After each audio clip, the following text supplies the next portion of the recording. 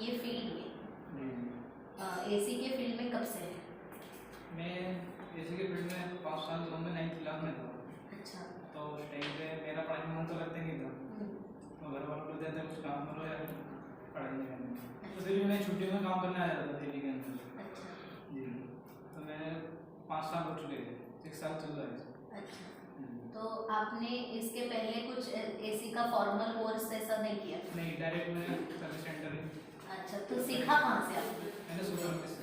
हाँ, supervisor service centre. अच्छा। तो डायरेक्टली आप वहाँ पे काम करने गए होंगे जब इनिशियली, तब आप क्या एक्सपेक्टेशन से गए थे या आपको कैसे पता चला ये वहाँ पर फील्ड कैसे पता चला? फील्ड मतलब एक पास का बंदा था, तो वहाँ काम करता था, उसने वहाँ से छोड़ दिया था। तो उसने पापा को बताया, तो फिर मेरे को मैं इन्फॉर्म किया पापा ने, क्या तो फिर वहाँ से मुझे शुरुआत चल रहा। तो मैंने स्टार्टिंग में 6 महीने काम किया, अच्छा लगा, तो फिर मैं डेली अप डाउन करने लगा। अच्छा, और आप रहते कहाँ हैं? मैं ऊपर ही रहता हूँ, शॉप के ऊपर। अच्छा, और दिल्ली में कब से? दिल्ली के अंदर 5 साल हो गए। 5 साल हो चुके हैं। और जब आप अभी फ्रेंचाइजी के साथ काम कर रहे हो, तो आप कैसे कैसे लेवल्स आपने पार किए हैं? मतलब अभी शुरुआत जैसे आपने 5 साल पहले की, तो आपका एक्सपीरियंस थोड़ा बताइए। 2 साल असिस्टेंट रहे, उसके बाद सर ने बोला कि असिस्टेंट थे तभी भी क्या करते थे, तो थोड़ा डिटेल में बताइए। सर्विस वगैरह हो गई, कस्टमर को मतलब कंप्लेन आती थी तो कस्टमर को आधे घंटे पहले इन्फॉर्म कर ही जाता था कि आधे से पौने घंटे में पहुँच जाऊँगा। तो कस्टमर को भी अच्छा लगता था कि हमने जो टाइम दिया उस टाइम पे पहुँच रहा है। हमने और हम उस टाइम पे नहीं पहुँचे, कस्टमर अपना टाइम निकालता है, अब दूसरे ही लगता है मैं अपना टाइम निकाल कर रहा हूँ, सामने से बंदा आ नहीं रहा, तो गुस्सा होता है, वो भड़कता है, तो हमारी गलती होती है उसमें, हमें तो एक्सेप्ट करना चाहिए। हमने फिर बंदे क्या करते हैं, सर हमें तो टाइम दे दो, उसमें झूठ बोलते हैं। तो कस्टमर को भी अच्छा लगता है थोड़ा, तो कस्टमर को हैंडल करना आना चाहिए मेन चीज। अच्छा। तो जो प्रॉब्लम होती है वो सॉल्व होनी चाहिए कस्टमर की 1 से 2 दिन में। और फिर आपने ये 2 साल में आपने वहाँ पे ये सीखा, कुछ टेक्निकल चीज़ें सीखी, तब आप असिस्टेंट थे। फिर उसके बाद मैंने 3 साल मेरे को वर्कशॉप के अंदर हो गए। मैंने 3 साल ले चैटिंग करी, बाकायदा पिछले साल भी मैंने ट्रेनिंग ली थी, सारी चीज़ों की 8-10 महीने की ट्रेनिंग ली थी। अच्छा, यहीं पे जी। और अभी आपको इस ट्रेनिंग के बारे में कैसे पता चला? इस ट्रेनिंग के बारे में कल बोले कि 3 दिन की ट्रेनिंग आपकी, आपको आना पड़ेगा। तो मैं क्या करता हूँ, आपको ही एक करके तो सुबह गया। तो सर्विस फ्रेंचाइजी की तरफ से आपको पता चला? जी जी। तो सबसे अच्छी चीज़ क्या लगी आपको ट्रेनिंग? सबसे अच्छी चीज़ ये लगी है कि यहाँ पर आने के बाद हमें पता चलेगा कि ट्रेनिंग इतनी ज़रूरी है हमारे लिए कि ये चीज़ हमें करनी चाहिए। अगर फ्यूचर में सरकार भी वो सरकार का मतलब कि जिसके पास ये सर्टिफिकेट होगा तो आगे लाइफ में काम कर पाएगा, वरना नहीं कर पाएगा। तो मेरे को ये अच्छा लगा थोड़ा, मतलब मेरे को ये चीज़ सुनने को मिली, तो फिर मैंने। और आपके एस्पिरेशंस क्या है, मतलब कहाँ देखते हैं आप 5 साल डाउन द लाइन, आप खुद को कहाँ देखना चाहिए? सर मैं ये कहता हूँ कि यहाँ पर उस थोड़ा ऊपर होना चाहिए कि कुछ अपना बनो या तो फिर कंपनी से जुड़ के कुछ अच्छा हो। अभी जब आप अपने टेक्नीशियन से दूसरे लोगों से बात करते हैं, आपके कलीग जो वहाँ पे सर्विस फ्रेंचाइजी में काम कर रहे हैं, तो उनसे आपको कुछ लगता है कि आप अलग हो, या किस तरीके के सीनियरिटी के हिसाब से कैसे लोग जो हमारे सीनियर होते हैं, जो मतलब जो फॉल्ट होते हैं वो हमें बताते हैं, हम उन्हें बताते हैं जो हमें समझ में नहीं आता, तो हमें अच्छा लगता है एक दूसरे सीखना कि हम कुछ ऊपर बढ़ रहे हैं, हम ऊपर बढ़ने की कोशिश कर रहे हैं कि जो हम जानते वाली नॉलेज है, जो हमें जो चीज़ जानते हैं वो हमें नॉलेज देती है चीज़ के बारे में कि साथ वाला बंदा ताकि आगे फ्यूचर में कहीं कस्टमर के यहाँ फंसे नहीं, तो कस्टमर को हैंडल कर पाए। और घर वालों को कैसा लगता है? घर वालों को भी अच्छा लगता है कि काम जब बच्चा घर पर काम कर रहा है, वो फील्ड में काम करता है, बाहर जाता है, बोलते हैं जब आप काम कर रहे हो तो अपना ध्यान भी रखा करो, खाने पीने का चीज़ का बोलते हो, ये नहीं कि बस काम कर रहे हो तो काम पे ध्यान दो, मतलब अपना सेहत का भी ध्यान रखना चाहिए उसमें। दिन में कितने घंटे काम करते हैं? तो होती है रात को 9 बजे तक हो जाती है। और सेफ्टी आपको के मायने आपको कैसे सेफ्टी मतलब जैसे सेफ्टी के मायने जैसे R22 थी, हम उसे किसी तरीके से यूज़ कर लेते, उसमें हमें कोई खतरा नहीं था। अब जैसे R410 आई है, उसमें हमें सेफ्टी करनी चाहिए कि वो खतरनाक है, उसमें 2 गैसों का मिश्रण है। मेन चीज़ ये है क्यों हम उसे बिना वैक्यूम के हम उसे डाल नहीं सकते। जब तक वो प्रॉपर वैक्यूम नहीं होगी तो कूलिंग भी नहीं कर पाएगी प्रॉपर। कस्टमर फिर ये बोलता है कि कूलिंग नहीं आ रही, कूलिंग नहीं आ रही, कस्टमर सेटिस्फाई नहीं हो पाता है। इस सिचुएशन में हमें यही करना पड़ता है कि एसी को बड़े करके प्रॉपर करके वर्कशॉप लाना पड़ता है, चेक करना पड़ता है कि क्या प्रॉब्लम है उसमें दोनों, तो कस्टमर जब जाकर शांत होता है। उसके बाद कि वो कस्टमर के घर पे हम काम करते हो तो बंदा हॉपलेस हो जाता है उसमें थोड़ा, जब शॉप पर लाया करता तो प्रॉपर हो जाता है। आप ये ट्रेनिंग से पहले जब आए ट्रेनिंग, इसके पहले आपको बताया गया था कि ये 2 दिन में आपको क्या पढ़ाने वाले हैं, क्या सिखाने हमें कुछ मालूम नहीं था, हमें बस ये पता कि ट्रेनिंग है जी, लेकिन हम ये नहीं पता कि हमारे साथ आगे क्या होगा, ये हमें कुछ मालूम नहीं था। अच्छा, पर आप क्या सीखने आए थे यहाँ पे? और सीखने अभी एक मतलब एक जो डे हो हम- गया है आपका, जी। 1 day is completed जी। और this is your second day. So क्या सीखा आपने कल? मैंने बहुत कुछ सीखा यहाँ पर। मतलब सबने बताया कि सेफ्टी सबसे बेस्ट है, अपनी सेफ्टी नहीं होगी तो उसमें कुछ फायदा नहीं है।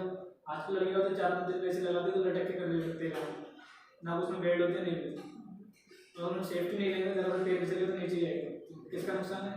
लेकिन अपने जान से जाएंगे, ठीक है। कंपनी क्या थोड़ा बहुत दान करके कुछ तो हमारा इन चीज़ें होता है। तो फिर चार्जी का भी नाम गंदा होता है उसमें थोड़ा, कि या तो लड़कों को सेफ्टी बेल्ट नहीं दी गई होगी, होता है।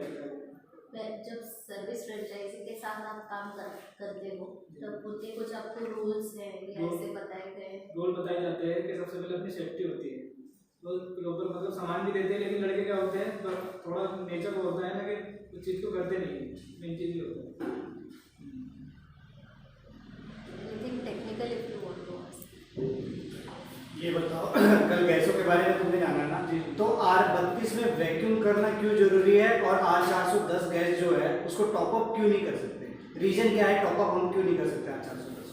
8 तो हम इसलिए टॉपअप नहीं कर सकते कि वो कूलिंग प्रॉपर नहीं कर पाएंगे।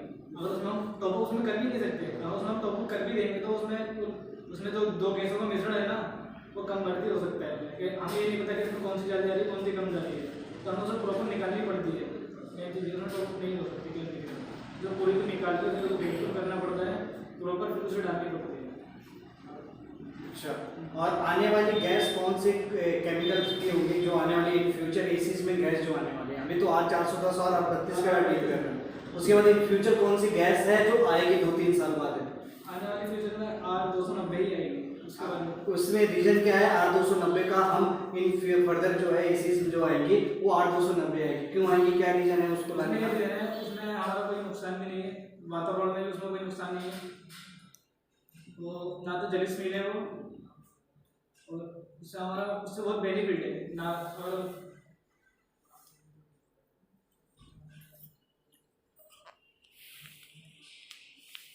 और कल इंस्टॉलेशन के बारे में हम लोगों ने बात की, तो मोस्टली 85% जो केसेस हैं आउटडोर इंडोर से ऊपर लगा हुआ जी हम लोग 20-20 मीटर की पाइपिंग करते हैं, 15-15 मीटर की पाइपिंग करते हैं, तो जब ऊपर लगता है आउटडोर तो क्या कुछ प्रॉब्लम आती है बिजली कंजप्शंस को लेकर या 100% कूलिंग कैपेसिटी को लेकर? वो जो हम 5 स्टार कैसे लेते हैं ना, हाँ जी। इंडोर हम नीचे लगाए थे, आउटडोर ऊपर लगाए थे, उसमें ही दिक्कत आती है। उसमें हम बैंड ले लेते हैं काफी सारे, तो जो कंप्रेसर होता है ना वो चलता है, वो लोड लेता है, तो 5 स्टार में रहता है उसका वो 3 स्टार हो जाता है। अच्छा, आपके कहने का मतलब है कस्टमर को भी नहीं पता चलता है कि वो 5 स्टार है, 3 स्टार है, 3 स्टार में कन्वर्ट हो जाता है, क्यों? बिकॉज बिकॉज लेता है कंप्रेसर, फिर वो खींचने में जो ऑयल होता है वो ऊपर तक नहीं जाता, तो जॉगिंग का भी खराब हो सकता है, उसमें भी लोड भी हो सकती है, उसमें काफी सारे काम आते हैं। अगर मैं आउटडोर को नीचे लगाऊं एज कम्पेयर टू ऊपर तो कुछ बेनिफिट्स हैं क्या? बेनिफिट से जरूरी क्या बेनिफिट्स हैं बता सकते हो? हम इंडोर आउटडोर ऊपर लगा, आउटडोर नीचे लगाएंगे, इंडोर ऊपर लेगा, तो उसमें एक कंप्रेसर लोड नहीं ले पाएगा, वो प्रॉपर मतलब सक्शन डिस्चार्ज दोनों काम बराबर करेंगे, तो 5 स्टार है तो 5 स्टार ही रहेगा। ऑयल जो भी कोई प्रॉब्लम होगी क्या अगर मैं आउटडोर को नीचे लगाता हूँ? उसमें कोई चोकिंग वगैरह नहीं है। कभी कभी देखते हैं हम लोग कि विंडो एसी दरवाजे के ऊपर लगा देते हैं, जी। दरवाजे के ऊपर लगा दिया विंडो एसी को, बहुत ज्यादा नीचे लगा दिया विंडो एसी को, तो क्या वो एसी 100% अपना कैपेसिटी से कूलिंग कर सकता है? नहीं कर पाएगा। क्यों, रीजन क्या है उसके जैसे बिहाइंड? वो हाइट पे ज्यादा होता है ना विंडो से, फिर वो एयर फ्लो ऊपर ऊपर रहता है, वो नीचे नहीं आ पाएगा। कस्टमर बोलता है मेरे को कूलिंग इधर साइड में चाहिए, वो वहाँ तक नहीं पहुँच पाएगी। जहाँ AC लगा उस एरिया तक कूलिंग हो पाएगी। नीचे लगाते हैं हम तो उसका जो रूम का टेम्परेचर है मतलब फर्श पे कूलिंग जाएगी, वो उसका टेम्परेचर शो करने के बाद AC अपना बंद हो जाएगा, वो नीचे ही कूलिंग करेगा। कस्टमर बोला कि मेरे को ऊपर कूलिंग चाहिए तो बेड तक नहीं जा पाएगा। फिर आज आपने एक मॉडल बनाया, स्वेजिंग किया, फ्लेयरिंग किया, बेंडिंग किया, ब्रेजिंग किया, जो इंस्टॉलेशन हम मोस्टली करते हैं। तो कुछ फर्क लगा आपको कि जो फील्ड में करते थे और यहाँ करने में, कुछ हमने डाटा बताया तो उसमें कुछ डिफरेंट लगा कि चेंजेस कैसे हैं इसमें? चेंजेस ये आए सर कि हम फील्ड में तो बैंड यूज नहीं करते थे, मतलब स्प्रिंग वाला उससे स्प्रिंग से करते तो पंच हो जाता है पाइप, अगर तो कॉपर पाइप पंच हो जाता है तो क्या कुछ फर्क होता है? उसमें फर्क होता है। अच्छा। जो गैस है वो निकल नहीं पाती, फिर उसमें दिक्कत होती है, फिर वो आवाज करते वाइब्रेट होती है, उसमें हम जॉइंट मारेंगे तो पंच होने के बाद सीटी मारता है। और स्विचिंग आपने फ्लेयरिंग जो किया, कुछ एक्यूरेसी आएगी या काम में कुछ फर्दर आप जाने कि किस तरीके से मैं करूंगा तो इन फील्ड मुझे कुछ बेनिफिट्स होंगे? जी, अधिकतर क्या होता है जब हम स्विचिंग करते हैं ना तो लड़के लोग लास्ट से करते हैं। अच्छा। तो हमें और मोस्टली जो लीकेज होती है गैस की वही से होती है। जी बिल्कुल, फ्लेयर्स होते हैं, जो जॉइंट्स मारते हैं हम लोग वहां से होती हैं, उसकी वजह से रिपीट रिपेयर आती है, बार कॉल्स आती है। तो अगर हम एक बार में अगर उसको फिक्स कर देते तो फर्दर ये प्रॉब्लम हमें नहीं आएगी। इसके बाद अगर इन्वर्टर की बात करूं तो इन्वर्टर में आपने कुछ जाना अभी? इन्वर्टर के बारे में जी अभी थोड़ी सी नॉलेज मिली, उसमें 5 सेंसर होते हैं उसमें। अच्छा जी, फिर हमारा क्या नाम, एक कंप्रेसर का होता है, एक कंडेंसर का होता है और एक फिंस में होता है। उनका काम ये होता है कि जो बाहर की कंडेंसर का काम जो फिंस को लगा होता है उसकी ह्यूमिडिटी बाहर निकलती है तो उसे शो करता है बाहर का टेम्परेचर कितना है।